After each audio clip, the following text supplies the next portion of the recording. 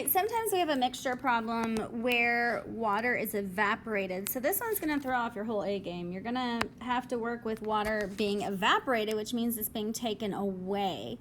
So let's look at example 3. It says how many kilograms of water must be evaporated from 12 kilograms of a 5% salt solution to provide a solution that is 30% salt.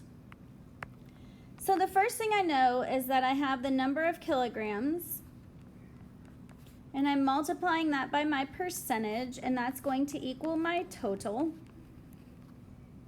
And I know I have water that's going to be evaporated. My original is salt. So it's as if I had a saltwater glass with salt water in it, and water is being evaporated from the sun.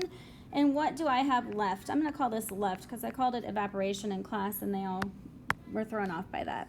Remember, the total is what we're going to work with, and this is the total section where we're going to work. All right, so let's fill in what we know. We know there's 12 kilograms of a 5% salt. Well, 12. And I'm just going to call this 5. I'm going to drop the percentages to see if we can do that, and that works. And it's saying how many kilograms of water. So I don't know my kilograms of water. Now, what I do know is that there is 0 salt in water. And I know what's left is when I take the water out, I want a 30% salt solution. So notice it's getting sucked away. That water is getting sucked into the sun, into the sky. And here we're subtracting it.